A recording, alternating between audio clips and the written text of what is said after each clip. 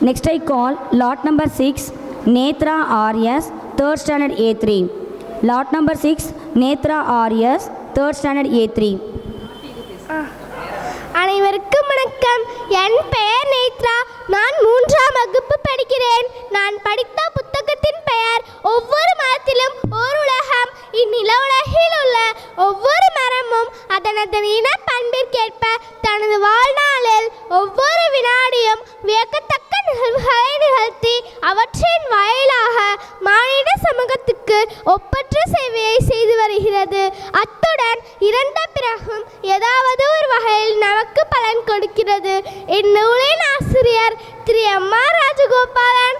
இவர் காந்தி கிராம அறக்கட்டளையில் செயலாளராக உள்ளார். சுற்றுச்சூழல் சிந்தனைகள், தண்ணீர், உலகளாவிய போராட்டங்கள், தகவல் சுரங்கம் போன்றவை இவர் எழுதிய நூல்களாகும்.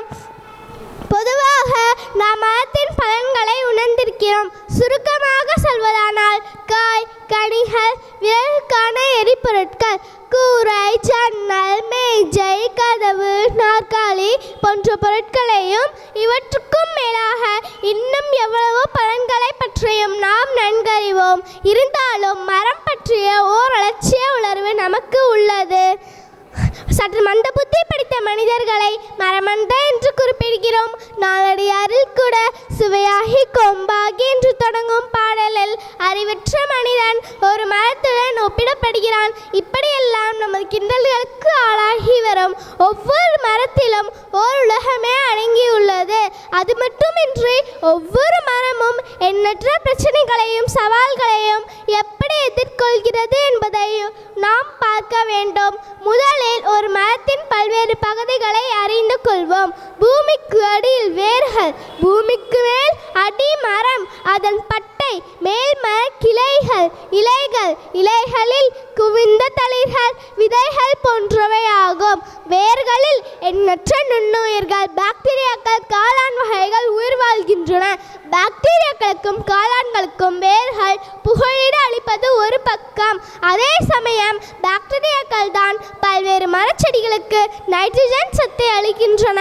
அதே போல் பல்வேறு காளான் வகைகள் வேறு பல சத்துக்களை மரத்திற்கு அளிப்பதோடு மரத்திற்கு ஊறு விளைவிக்கும் பாக்டீரியாக்களிலிருந்து மரத்திற்கு பாதுகாப்பு அளிக்கின்றன.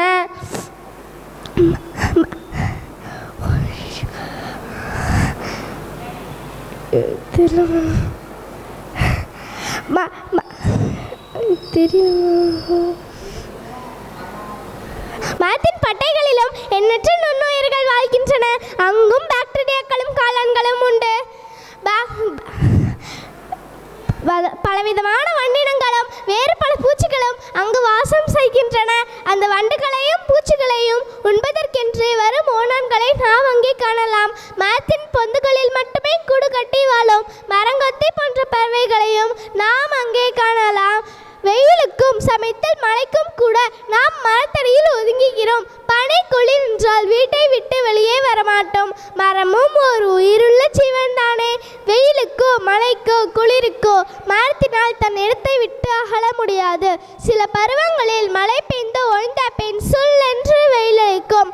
அப்போது மரத்தின் மேற்பரப்பில் உள்ள இலைகள் அந்த கடுமையான வெயிலை தாங்கிக் கொள்கின்றன.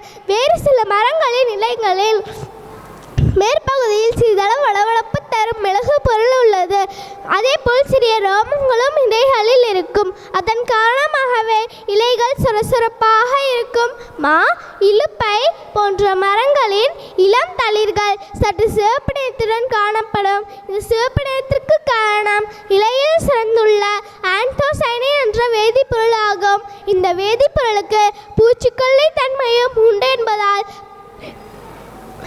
பூச்சிகளிலிருந்தும் பாதுகாப்பு கிடைக்கிறது. இந்த வண்ணம் சூரிய வெப்பத்தையும் ஒளியையும் பிரதிபலித்து அனுப்பிவிடுவதால் இலைகள் கருகாமல் இருக்கும். மழை நீர் இலைமேல் தங்காமல் வெளியேற்றப்படுகிறது. வேறு சில மரங்களின் இலைகளில் சிறிய முட்கள் உண்டு. சில இலைகள் தோல் போல் தடித்து காணப்படும். வேறு சில இலைகள் மிகவும் கசப்புத்தன்மை அல்லது காரத்தன்மை உள்ளவை. இவையெல்லாம் ஆடுகளிலிருந்தும் பூச்சிகளிலிருந்தும் மரத்திற்கு பாதுகாப்பு அளிக்கின்றன. மரம் இயற்கையின் வரம், மனிதனின் உயிர் மூச்சு, மலையின் தாய், நிழல் தரும் தேவ நாம் வளர்க்காவிட்டாலும் பரவாயில்லை, அதை நாம் அழிக்காமல் இருந்தாலே போதுமானது. மரத்திற்கு நாம் எவ்வளவோ தீமை செய்தாலும் அது ஒருபோதும் நமக்கு தீமை செய்வதே இல்லை. நன்றி.